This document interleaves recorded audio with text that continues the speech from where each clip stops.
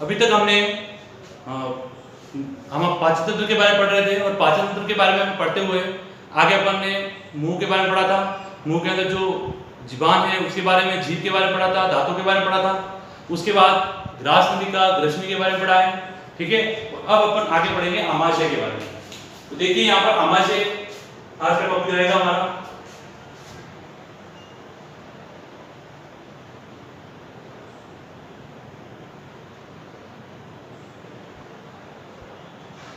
Science bio subject रहेगा अपना। ठीक है, और आज का अपना टॉपिक है आगे वाला भाग आमाशय, स्टमक। ठीक है, स्टमक के बारे में पढ़ेंगे अपन यहाँ पर। तो देखिए यहाँ पर स्टमक के बारे में संरचना बताऊं तो मैं आपको,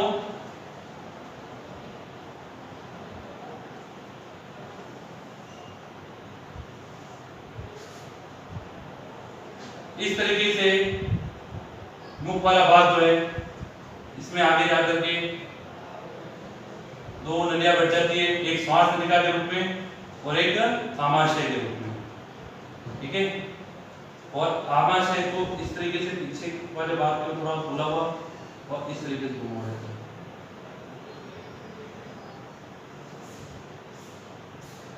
ये इस तरीके से।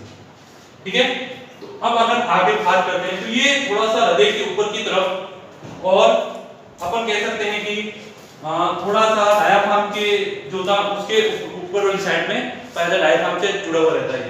नीचे की तरफ यहाँ डायाफ्राम से थोड़ा सा अटैच रहता है यहाँ पर।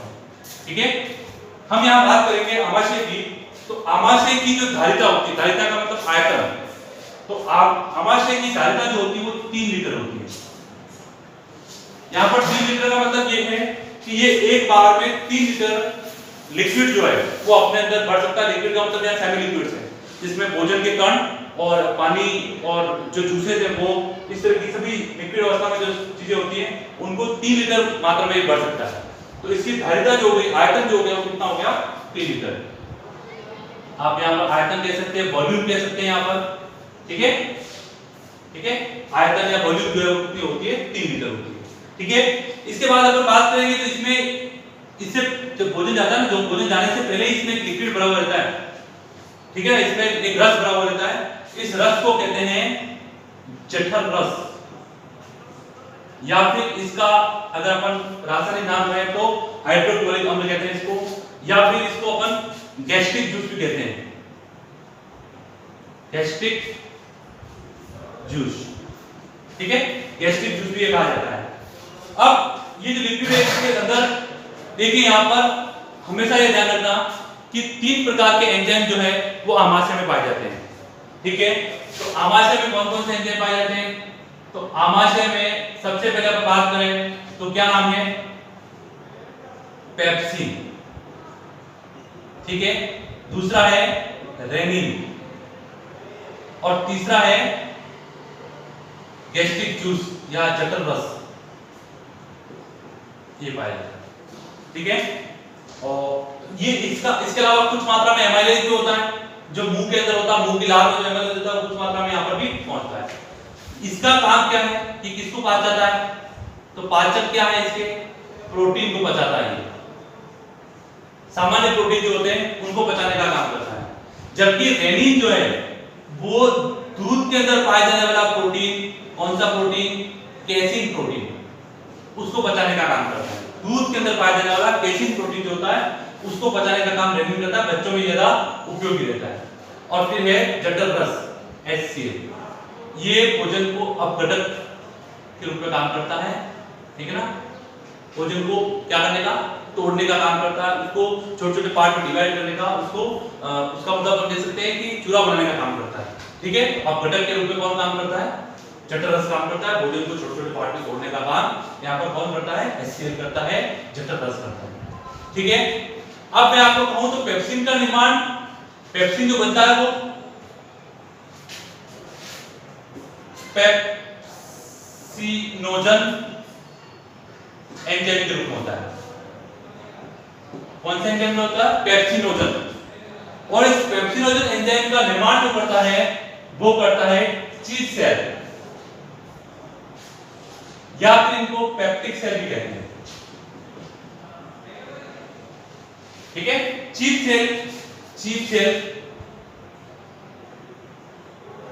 CHEAP, चीफ सेल या पेप्टिक सेल भी कहते हैं, जो क्या करता है, प्रोपेप्सिनोजन, अपन कह सकते हैं प्रोपेप्सिनोजन एंजाइम जो है उसका निर्माण करता है।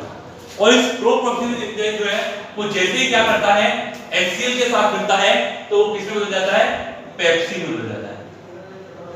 अपन यहां कह सकते हैं ये निष्क्रिय है, क्या है, निष्क्रिय।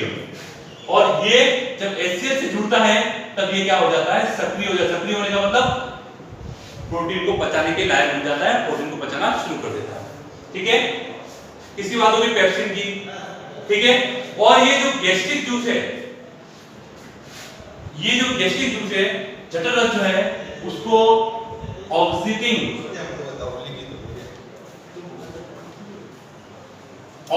सेल जो होती है, कौन सी सेल, ऑक्सीटिंग सेल जो होती है, वो इसका निर्माण करती है, किसका, जठर रस का। तो जठर रस का निर्माण करने वाली कोशिका कौन सी है, ऑक्सीटिंग सेल्स। और प्रोपेप्सिनोजन जो है, जो पेप्सिन का निष्क्रिय भाग एंजाइम जो होता है उसका निर्माण कौन करती है, चीफ सेल या पेप्टिक सेल करती है। ठीक है, ये तो इसके अंदर रस की बात करती है अपन, जठर रस होता है, पेप्सिन होता है, रेनिन होता है। ठीक है, इसी बात कर दी। धारिता इसकी कितनी होती है, 3 लीटर होती है। ठीक है, और अगर मैं बात करूं इसके अंदर ये जो जठर रस पाया जाता है इसका पीएच लगभग 1.2 के आसपास होता है।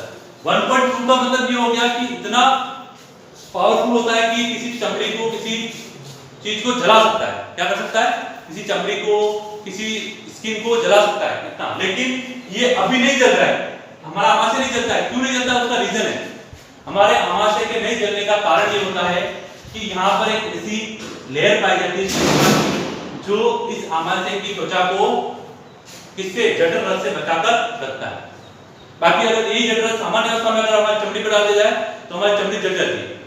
लेकिन यहाँ पर एक श्लेष्मा का आवरण पाया जाता है जो इस त्वचा को, इस आमाशय की जो भित्तियां हैं उनको बचा के रखने का काम करता है, उसको जलने से बचाता है। ठीक है, तो आप लोग ध्यान रखिए, आमाशय की धारिता 3 लीटर होती है। ठीक है, एक बार में 3 लीटर बढ़ाया जा सकता है। ठीक है, अब इसमें 2 चीजें होती है जो 10th की क्लास में बताई गई है। ठीक है, यहां पर और यहां पर 2 अवरोधनियां होती है। एक तो होती है जठरागम अवरोधनी और एक होती है जठर निर्गमी अवरोधनी।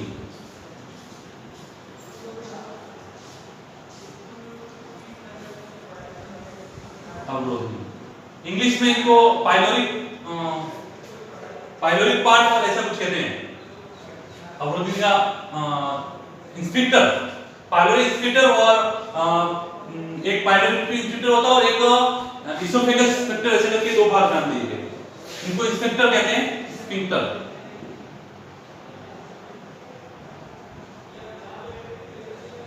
स्फिंक्टर कहते हैं अवरोधनी। ठीक है, एक ये तो पाइलोरिक इंस्पेक्टर कहलाता है और ये इसोफेगस या फिर ऐसा कुछ नाम है, इंस्पेक्टर कहलाते हैं। ठीक है, तो ये 2 तरह के इंस्पेक्टर होते हैं, एक यहाँ पर और एक यहाँ पर। इनका काम क्या होता है, देखिए यहाँ पर जब भोजन ऊपर से आ रहा है एक बार, तो भोजन ऊपर से आने के बाद एक बार आमाशय में आ जाए, उसके बाद वापिस आमाशय से भोजन कहां नहीं जा पाता है, हमारी ग्रास नलिका में, हमारे इसोफेगस में नहीं जा पाएगा। किसकी वजह से, इस स्फिंक्टर की वजह से। ये स्फिंक्टर क्या करेगा, उसको रोक देगा। ठीक है, बंद करता, मतलब ये इस तरह का होता है, इस तरह का, जैसे इस तरह का होता है। जैसे कोई वजन बढ़ता है तो ये खुल जाता है, तो भोजन अंदर आमाशय में चला जाता है और वापिस वजन कम होते ही वापिस ये बंद हो जाता है। ठीक है, तो अब ये बंद हो जाता है तो नीचे से कुछ नहीं आ सकता। जैसे दरवाजा होता है, दरवाजा एक तरफ से बंद होता है और एक तरफ से ही खुलता है। आप अंदर से दरवाजा यूं खोल पाओगे लेकिन दरवाजे को यूं नहीं खोल पाओगे। ठीक है ना, उसी तरह ये स्पीकर जो होते हैं वो ऊपर से नीचे की तरफ खुलते हैं, पर नीचे से ऊपर की तरफ नहीं खुलते। ऊपर से नीचे की तरफ तो खुलते हैं लेकिन नीचे से ऊपर की तरफ नहीं खुलते। इसलिए भोजन एक बार आमाशय में आने के बाद वापस ग्रास नलिका में जा नहीं सकता। इसी कारण से हम जब भी भोजन करने के बाद ऊपर नीचे होते हैं या फिर अपन कुछ ऐसे कोई आसन करते हैं तो फिर भोजन बाहर नहीं निकलता है, हमारे मुंह में नहीं आता वापस। ठीक है, और दूसरा है जठर निर्गमी अवरोधी, ये यहाँ होती है। ये वाला भाग जो कहलाता है, ये कहलाता है ग्रहणी। क्या कहलाता है? ग्रहणी या डुडोगोनियम। इंग्लिश में इसको क्या कहते हैं? डुडोगोनियम। तो ये जो डुडोगोनियम वाला भाग है या ग्रहणी वाला जो भाग है, इस जठर निर्गमी अवरोधी इस ग्रहणी के स्टार्टिंग भाग में पाई जाती है। और इसका काम ये होता है कि ये जो पचा हुआ भोजन है, ये पचा हुआ भोजन जो है वो धीरे धीरे, एक साथ नहीं, धीरे धीरे जैसे जैसे पच जाता है, जैसे जैसे मतलब लगभग 3 से 4 घंटे लगते हैं। कितने? 3 से 4 घंटे यहाँ पर भोजन पड़ा रहता है। मिनिमम माने तो 2 घंटे तो मान के चलो आप, मिनिमम 2 से 3 घंटे, 2 से 3 घंटे भोजन यहाँ पड़ा रहता है, पचता है, उसके बाद आगे बढ़ता है। तो यहाँ पर ये जो जठर निर्गमी अवरोधी है, यहाँ से धीरे धीरे भोजन जो है वो ग्रहणी में प्रवेश करता है, लेकिन एक साथ नहीं करता। ये इसको एक नियंत्रित वे में, एक नियंत्रण के कंट्रोल के साथ धीरे धीरे बढ़ता है। ठीक है, ये जठर निर्गमी अवरोधी पाइलोरिक स्फिंक्टर कहलाता है। ठीक है, ये पाइलोरिक स्फिंक्टर कहलाता है। अब अपन बात करें तो आमाशय के भाग कितने होते हैं। तो यहाँ देखिए मैं आमाशय के भाग बता दूं आपको।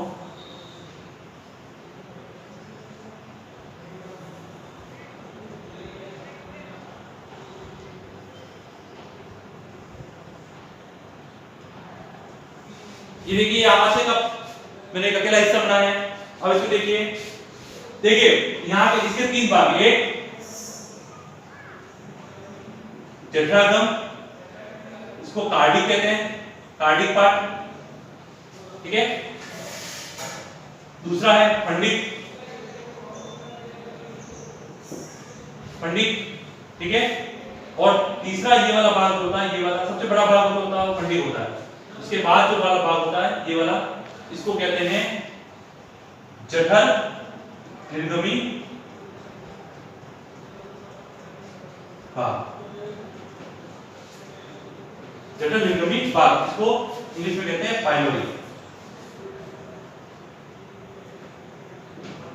पाइलोरी। ठीक है ना। तो यहाँ पर आमाशय के 3 भागों में बांटा गया आमाशय को। स्टार्टिंग में इस शब्द से ही पता चलता है, जठर प्लस आगम। हिंदी में समझेंगे तो क्या कहेंगे? जठर प्लस आगम। जठर प्लस आगम का मतलब क्या हो गया? भोजन जब जठर रस के अंदर प्रवेश करता है तो वो वाला हिस्सा क्या कहलाएगा? जठरागम। फिर आता है फंडिक। फंडिक का मतलब क्या होता है? इकट्ठा करने वाला, फंड इकट्ठा करने वाला, कोई भी चीज इकट्ठी करने वाला। तो अपन कहते हैं ना फंड इकट्ठा करना है, पैसा इकट्ठा करना है, तो इकट्ठा करने वाला भाग होता है वो क्या कहलाता है? फंडिक भाग। तो जहां पर भोजन आकर के आमाशय के रस में, जठर रस में आकर के इकट्ठा होता है, पचता है, कुछ देर तक पड़ा रहता है, तो उस भाग को अपन क्या कहते हैं? फंडिक भाग। ठीक है। और तीसरा है जठर निर्गमी भाग, यानी कि जठर रस से भोजन का, निर्गमी का मतलब क्या होता है? बाहर निकलना, आउट होना। तो यहाँ पर निर्गमी का मतलब बाहर निकलना, तो क्या हो रहा है? जठर रस से भोजन का वापस आगे निकलना है, उससे बाहर निकल जाना, क्या कहलाएगा? जठर निर्गमी भाग। लगभग 80% पार्ट जो होता है वो कौन सा होता है? फंडिक पार्ट होता है आमाशय का, 10% पार्ट जठरागम का और 10% पार्ट पाइलोरी का होता है। ठीक है, यहीं पर 2 अवरोधी होती है, जठरागम अवरोधी,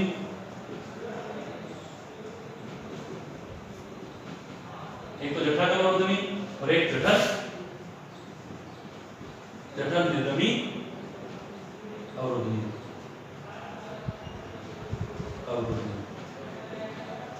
ठीक है, इस तरीके से 2 अवरोधियां पाई जाती है जो भोजन को नियंत्रण वे में, एक तो ऊपर जाने से रोकती है और एक ग्रहणी में जाने से रोकती है। भाग इसके 3 होते हैं, जठरागम, फंडिक और जठर निर्गमी भाग, कार्डिक, फंडिक और पाइलोरिक भाग। ठीक है, सबसे बड़ा भाग जो होता है वो कौन सा होता है? फंडिक भाग होता है। ठीक है, तो ये देख लीजिए आप इसको एक बार अच्छे से।